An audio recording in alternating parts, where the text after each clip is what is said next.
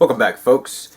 Out of all the questions I ever get asked by most people when I tell them that I'm interested in combat sports and ancient history and medieval combat and all that stuff, one of the biggest ones is, what's the best fighting style? Or what's your favorite fighting style? And to answer the first one, what's the best fighting style? A lot of people will often debate and they'll say, well, it's jiu-jitsu because you need grappling, and look what happened when the Gracies brought about the UFC and they started fighting there. They defeated all the strikers with the grappling. So that answer is usually what most people say. They say that. Then they look at other fights where the wrestler, they say, well, the wrestlers, what they had in their boxing, they wound up beating all those guys, usually effortlessly inside of a fight. And then some people say, well, what about Muay Thai? Because if you're a really good Thai fighter, you could keep your distance, using your jab effectively, and you keep your distance between you and the grappler, you could wind up knocking him out, and your body's much stronger. Well, my opinion would be one of the best skills that I think everyone should develop, and this is for one-on-one combat, would be dodging strikes, period. A lot of people, especially you history buffs up there, have probably heard of Melancomus. This guy. Now, whether you believe he was a real person or not, he was the victory. He won the Olympiad of, I think, like 49 AD, I believe it was. Whether you believe he was a real person or not, though, let's put that aside. The story goes that he never lost a boxing match. I heard somewhere once it was something like 300 or 400 boxing matches. He never lost a single one, but he never threw a single punch. But he was also never struck by his opponent. Now, if your opponent can never land a punch against you, that is, a lot of people who've never fought before, they say, well, dodging a punch isn't that big, somebody just come forward and hit you again.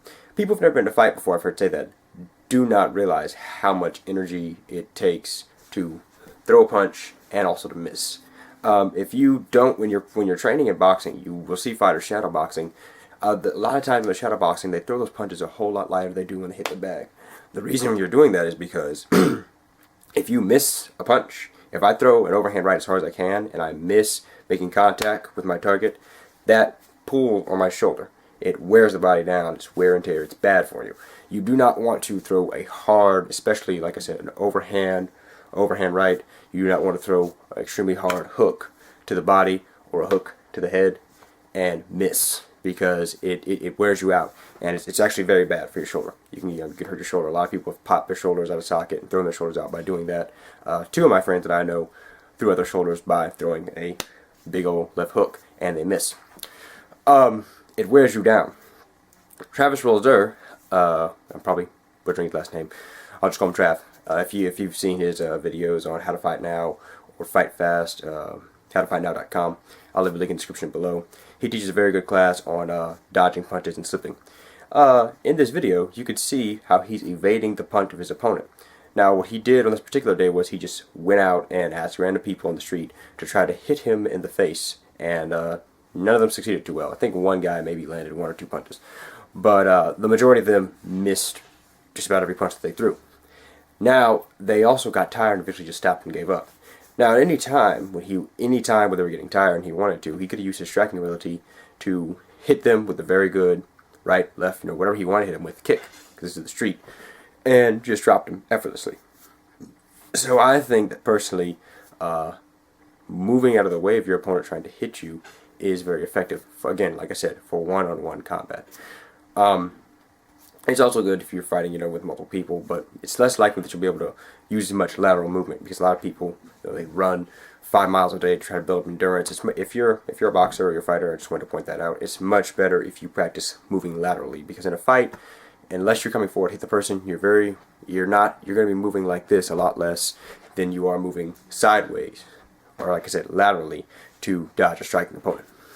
So that's my take on that. But the point is, it takes more energy out of a person to throw and miss a punch, or to throw and miss a kick, definitely. It leaves your body open for attacks from your opponent. It gives them plenty of space to work with. And again, I'm talking about someone who's an experienced fighter in this case. So, on the pro side, yet again, of moving out the way, is less energy to dodge a strike. You don't have to sacrifice any defense when you're dodging a strike. You don't even sacrifice game plan or strategy that much when you're dodging a strike. If you're just, in your stance, like if you're in your peekaboo, if you're in your Philly shell, if you're standing orthodox, or if you're standing southpaw, when you move out the way, if I evade the punch, just move like that. You know, I move the punch or I duck if I'm going the way of a kick, depending upon whether it's a what kind of match it is. I have not given anything away to my opponent by evading him. All that he's done is expose himself for me to hit him wherever I want to. So the strategy here should be keep my defense tight, evade the blow, wait for him to leave an opening and make a mistake, because some people are very quick at recovering. They can miss a punch, but they get back in their defensive position, so if you do hit them, they're guarded. So what you should be doing is waiting for that opening and then striking. One of my favorite fighters, Bas Rutten, was very patient, a very calm fighter, and he would wait for his opponents to make mistakes and then he'd strike. Now, most of the guys he fought against, he fought mostly in Japan. He only had two UFC fights. Most of the guys he fought against in Japan, he was way beyond them as far as striking goes. But every last one of them, especially when he first showed up, were better grapplers. Yet he only lost once to a Japanese fighter as far as the grappling goes, and that was Masakatsu Funaki. His other losses all came from Ken Shamrock and Frank Shamrock. Other than that, he didn't lose against any of those guys who had years of grappling experience on him. So the question would be, well, if they had so much better grappling experience, why'd he win? Now, a lot of people say, well, the rules were different. Yes, that did help him. The rules did help him because if someone got you in a hold in those fights, you can use a rope escape to get away. But the point is, their grappling was way up here. His was down here when he first got there. But his victories were way up here. And he beat some of the absolute best. And he had three things that I helped. One was patience. The other was evading or stepping takedowns. And like I said, the big one was the patience. Waiting to deliver that deadly or, that powerful strike that often won him victory. So, in my opinion, I do see it more so as, slipping and dodging punches comes from either, boxing, mostly. Like Castellamato once said, he said the idea, and I'm paraphrasing it, what he said right here, the best thing, the idea of boxing is to hit the guy without being hit yourself. It's not about bull rushing forward and eating punches over and over again and finally knocking somebody out, although that does please the crowd a lot. It's much better to evade the punch, wait for your opponent to leave an opening, and then to strike. And I think that should apply to all forms of fighting, even if you're wrestling. If you're extremely strong and you know what your gas tank is, you could just lock up with somebody and hold. Wait for them to make a mistake. You don't need to rush in right away and try your favorite move or your best takedown, with your sweep or a kick or a throw, a vertushka. Been studying sambo, that's why I said vertushka. Anything like that, it's patience. It's an attribute. Now, that's not necessarily, a lot of people say it's not necessarily a fighting style per se. It is a strategy with which you can approach a fight, though, and I think that's one of the best things to do is patience. Now, I do think there's such a thing as being too calm in a fight. Like, some people just don't go in there, and I've seen people in fights that I think they could have won, but they were just waiting too much for an opening. There was an exposed opening, they didn't take it. You should seize the moment when it's there. And fighting that balance can be very difficult, but, through practice, repetitive, over and over again, it becomes natural. You wait, you're patient, you see your opening, and then you take it. So, in my opinion, yes, I think that it would be the patience, especially if you're fighting in a ring. It's different. People can cut off the corner and get your back to the wall. Eventually, at one point, that's more than likely going to happen. But like I said, you wait for that opening and you seize it. You'll be safe. So, as far as training goes, I would recommend moving out of the way of punch. That's one thing that I was very good at when I first started sparring with people. That was one thing they noticed. They said, if my punch was bad or something, I would always revert to defense and just getting out the way of a punch. And one of my people I sparred with, I took a boxing class last year, and he pointed that out because he had I forgot how many pro fights he had, but he had been a professional boxer, and we sparred. And he said, man, you made me feel out of shape because of how easily you move out the way of the punches. I said, well, I know that. That's what I said. So I didn't come in here trying to out-skill you as far as striking goes, but I felt that I was confident in my head movement and my ability to evade a punch that I could last long enough as I did. And I actually wound up getting a knockdown in our sparring session. So that boosted my confidence, and I thought that was a very good way to approach.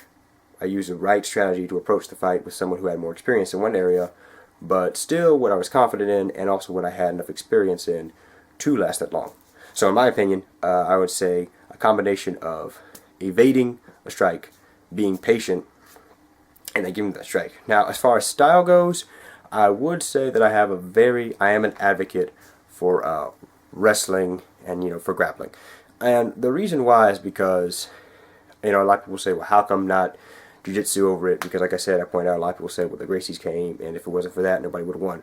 Right, but if you look at who beat those guys and who's winning now, a lot of the really good ones are the wrestlers. And there are some great grapplers out there as well, but the ones who are really strong and showing their crap are the wrestlers. And the reason why is because you cannot learn a skill, but you can learn to defend against it very effectively. And if, like, there are about, I know, 8 different ways to get somebody in an ankle lock just on their leg alone. Not their leg, sorry I said leg, not their leg, but their foot alone.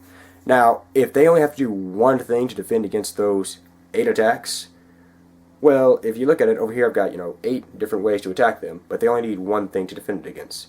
It's like if they have a really good shield. Like, you take one shield into battle. Someone can bring arrows, someone can bring swords, someone can bring spears, someone can bring crossbows, a lance.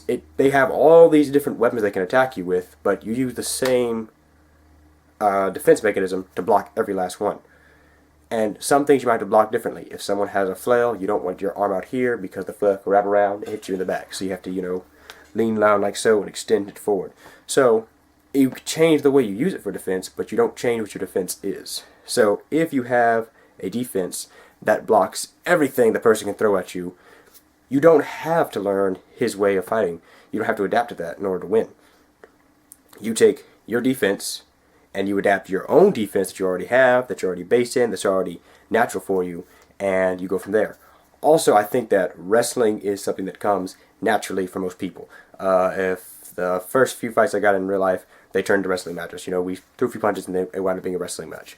Wrestling is very natural. Bears wrestle, kangaroos box. Actually, that is a natural thing for them. But, a lot of people I think just naturally wrestle. And that's one of the sports I think where somebody who's in very good shape or a hard worker can just show up and do very well against people who have had a bit more skill, because I believe it comes more naturally to people. So yes, I do think wrestling is extremely dominant because of the natural nature side to it. I do think it's just, in people automatically. And it's a good period. It's where you can use your strength, and like I said, it's got great defense. And if someone can't get you, if someone could have, let's say they know 47 different jiu-jitsu locks or judo locks or sambo locks, wherever they are, but they have to get you on the ground to get you there. But let's say you're a great wrestler and you could defend them from getting to the ground. Well, here are the steps they have to take. 1, they have to get you on the ground. 2, they got to get you to position to put you in that lock, and then 3, they have to apply that lock. Well, so long as you block the first one, they will never get to the other 2 steps. Never.